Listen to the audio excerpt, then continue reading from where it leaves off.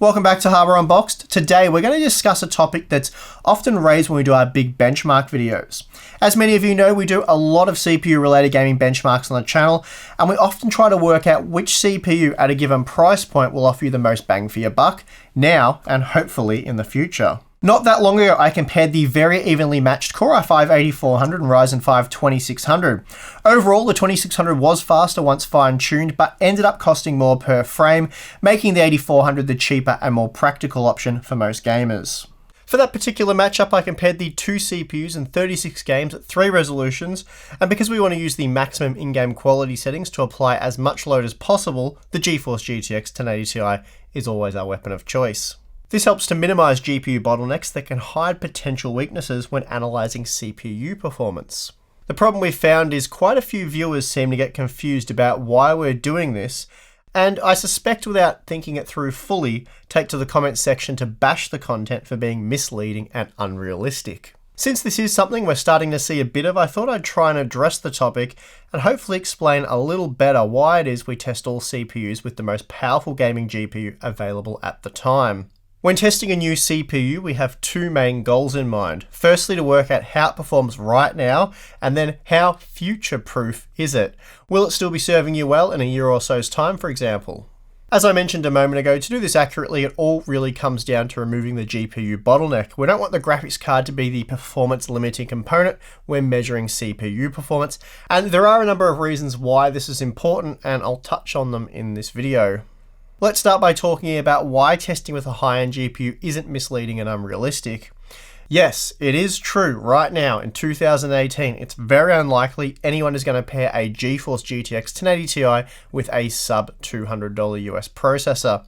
However, when we pour dozens and dozens of hours into benchmarking a set of components, we aim to cover as many bases as we possibly can to give you the best buying advice that we can. Obviously, we can only test with the games and hardware that are available at the time, and this makes it a little more difficult to predict how components like the CPU will behave in yet-to-be-released games using more modern graphics cards, say a year or so down the track. Assuming you don't upgrade your CPU every time you buy a new graphics card, it's important to determine how the CPU really performs and compares with competing products when not GPU limited. This is particularly important because while today you might pair a low-end CPU such as the Pentium G5400 with a GeForce GTX 1050 Ti, in a year's time you might have a graphics card packing twice as much processing power, and in 2 to 3 years, who knows?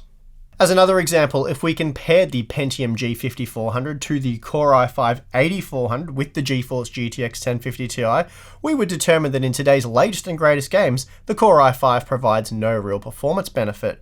And this means in a year or two, when you upgrade to something offering performance equivalent to, say, a GeForce GTX 1080, you're going to wonder why your GPU utilization is only hovering around 60%, and you're not seeing anywhere near the performance you should be.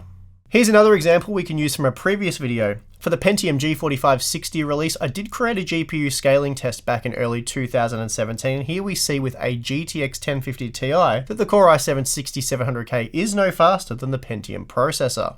Then we see when using a GTX 1060 that the Core i7 was on average 26% faster, and here we see the G4560 has already created a system bottleneck, but we only know this because we tested with a higher end GPU.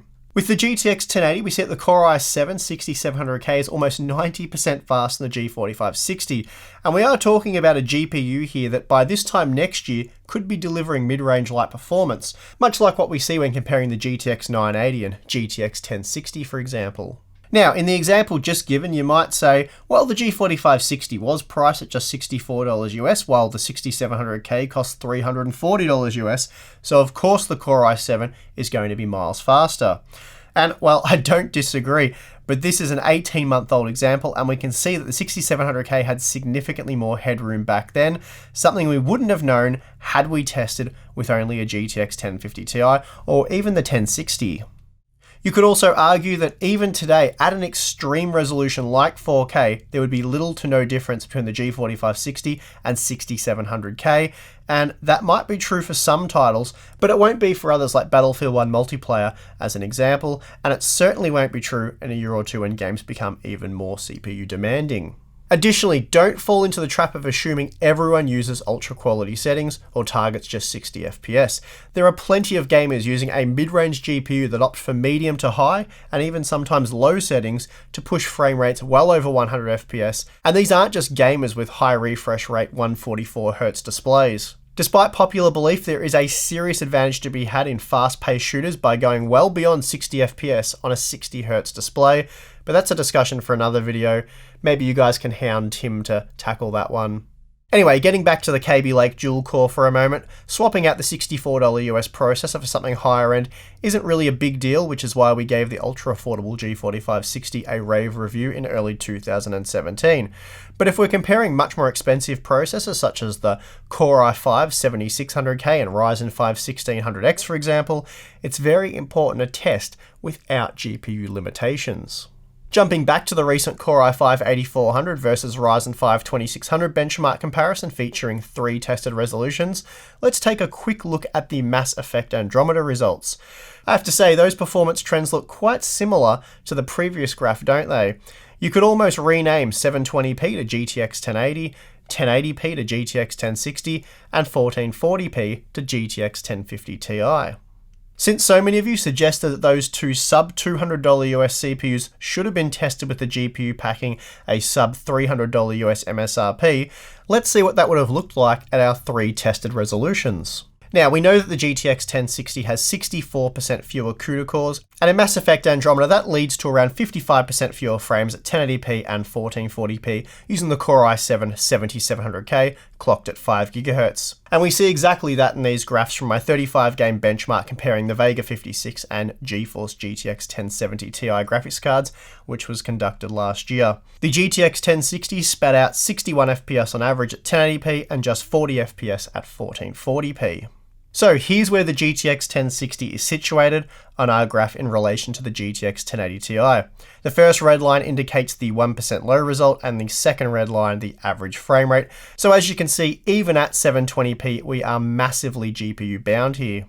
So had I only tested with the GTX 1060 or possibly even the 1070, all the results would have shown us is that both CPUs can max out those particular GPUs in these modern titles, even at extremely low resolutions.